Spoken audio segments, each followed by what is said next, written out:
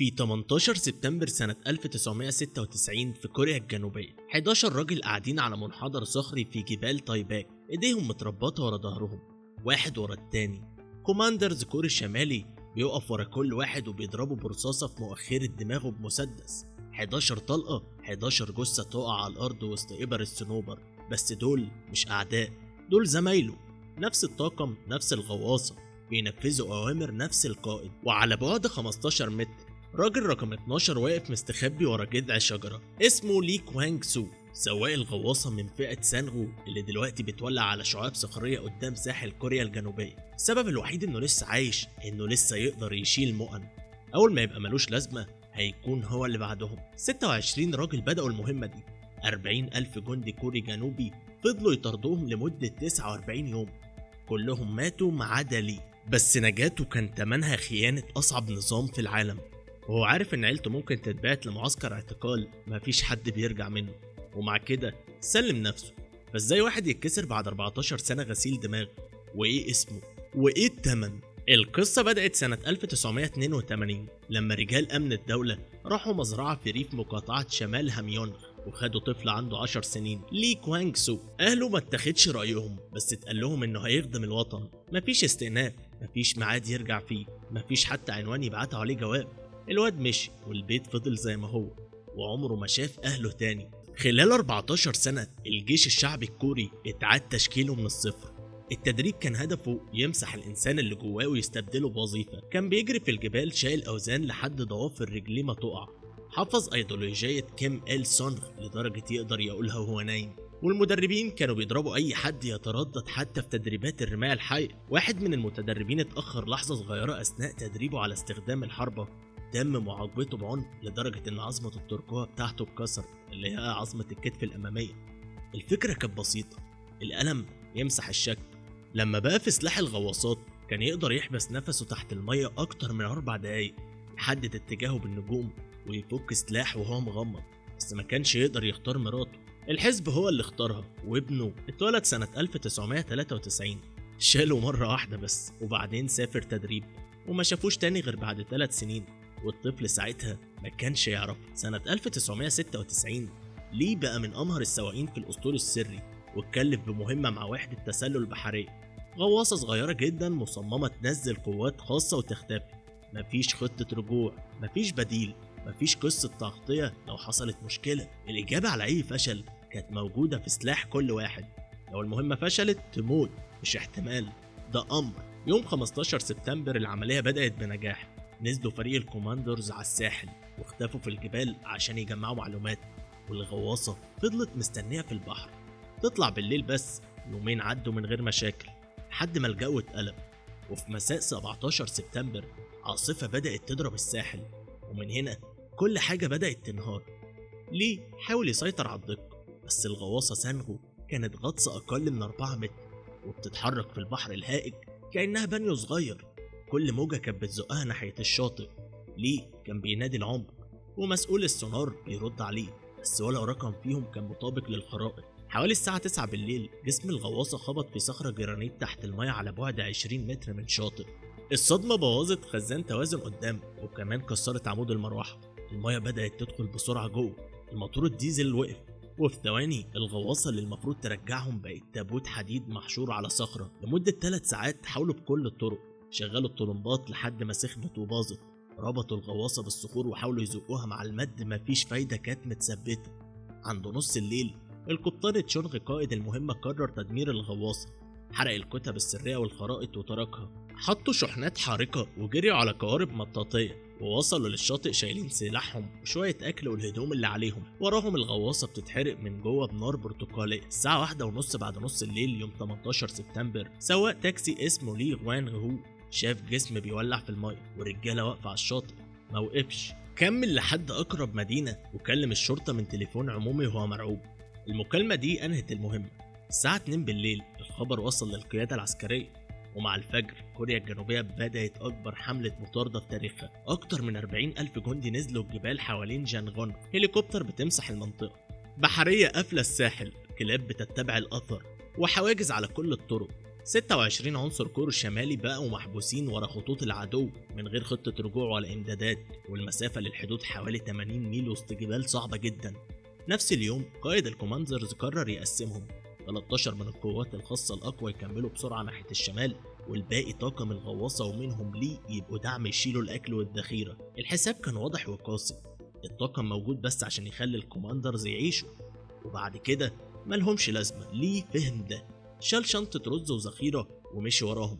هو أصلا متدرب على البحر مش الجبال، بس محدش سأله يعرف ايه، سألوه يقدر يشيل قد ايه. وبعد 6 ساعات بس الكوماندرز قرروا يخلصوا من المشكلة.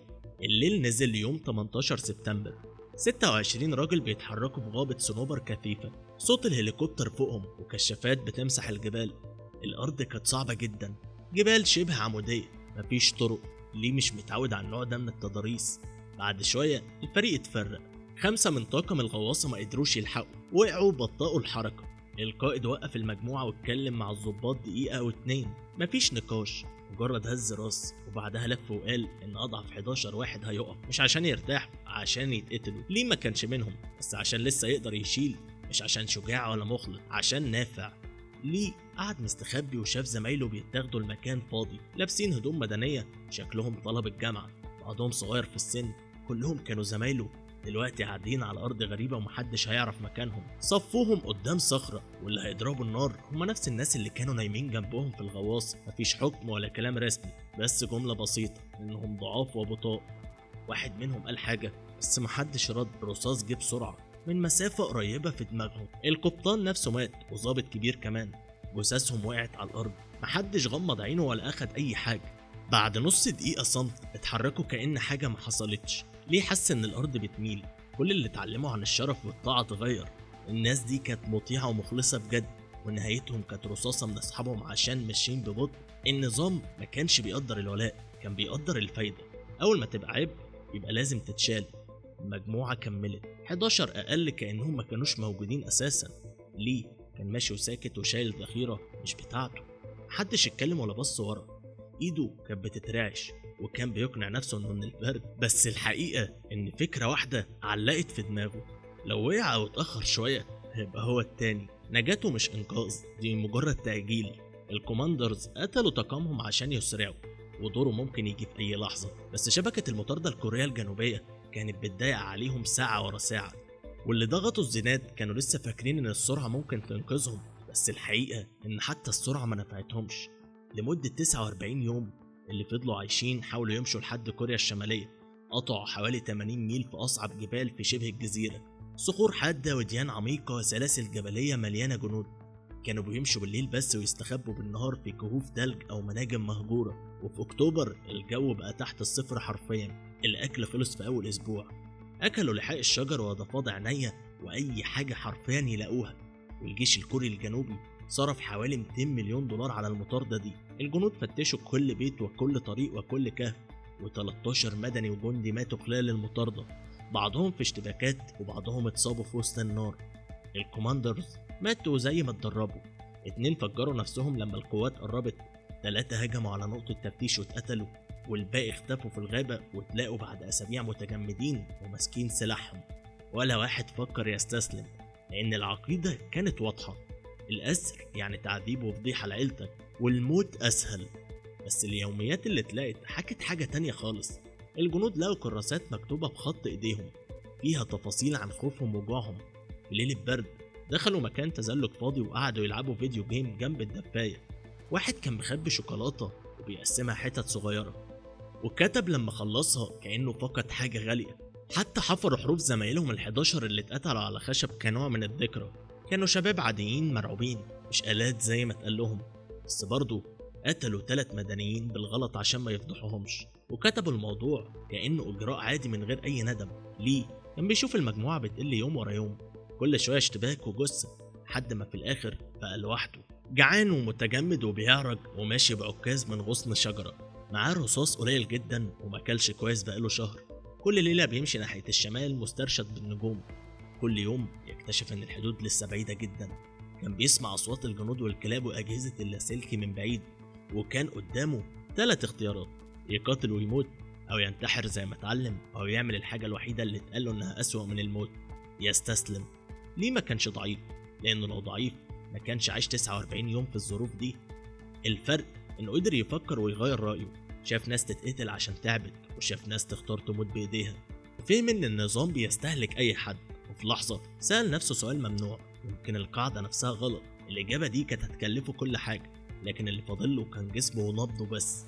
قبل الفجر في أواخر أكتوبر سنة 1996 لي وقف على طرف حقل رز قريب من جان غيونغ، في إيده بندقية فيها 3 رصاصات وفي التانية عصاية. شاف فلاح عادي قدامه وكان متدرب يقتله في ثانية، بس بدل كده حط البندقية على الأرض بهدوء ورفع إيده لفوق ومشي ناحيته. الفلاح خاف ووقف. لي كمل لحد ما فهم إنه مستسلم، وبعد شوية وصلت الشرطة. لي كوانج سو سلم نفسه، وفي التحقيق حكى كل حاجة بهدوء. ولما سألوه ليه استسلم، قال إنه اختار يعيش لأن العيشة كانت الحاجة الوحيدة الممنوعة عليه. كان سلاح، والطريقة الوحيدة يبطل يكون سلاح إنه يرفض يضرب. المعلومات اللي اداها كانت كنز استخباراتي، شرح كل حاجة عن النظام والوحدات والاتصالات، بس التمن كان معروف. بعد شهور من استسلامه النظام قبض على مراته وابنه وكل عيلته وبعتهم لمعسكر اعتقال.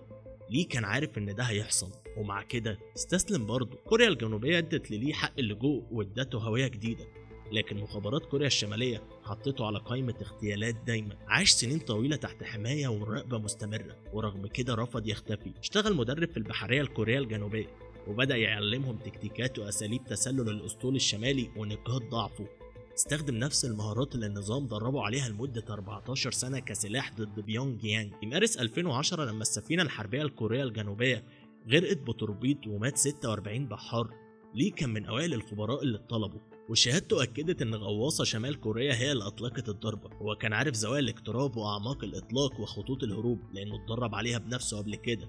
الغواصة سانج أو موجودة دلوقتي في حديقة الوحدة في جانجونج، وليه زارها مرة ووقف جوه غرفة التحكم في نفس المكان اللي كان ماسك فيه المنظار ليلة تنفيذ المهمة، وما كانش فيه كلام يتقال لأن الغواصة نفسها كانت بتقول كل حاجة، إن الآلة دي معمولة عشان تاخد رجال للموت وما يرجعوش تاني لمدة 30 سنة.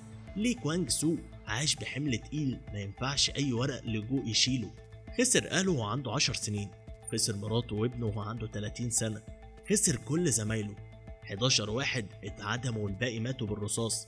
في كوريا الشمالية لي كوانج سو كأنه مش موجود أصلا، وابنه كبر، ده لو كان كبر فعلا، في معسكر عمل وهو شايف أبوه كخاين. لكن ليه موجود، وادى مخابرات كوريا الجنوبية خريطة لأخطر عمليات النظام، لأنه رفض يموت على جبل عشان حكومة كانت هتنسى اسمه تاني يوم. 25 راجل مشوا على عقيدة، حاربوا أو فجروا نفسهم أو قبلوا رصاصة من زميلهم، وكلهم ماتوا هم مقتنعين إن الاستسلام أسوأ حاجة ممكنة.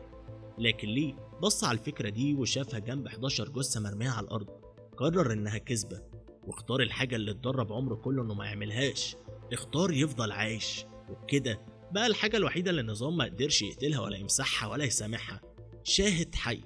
ولو فكرة إن مواطن أمريكي يتحول بالصدفة لأهم عميل للمخابرات جوه كوريا الشمالية شكلها مستحيلة، فروح شوف الفيديو بتاع كيم دونج تشيل اللي بنى شبكة تجسس كاملة بالرشاوي جوه أكتر دولة تحت رقابة في العالم، وإزاي تسليم فلاشة واحدة في عز النهار خلى كل حاجة تنهار. هسيب لك لينك الفيديو في الديسكريبشن وفي الكومنت المثبت. ولو عجبك الفيديو بتاع النهاردة متنساش تعمل لايك وسبسكرايب للقناة. سلام.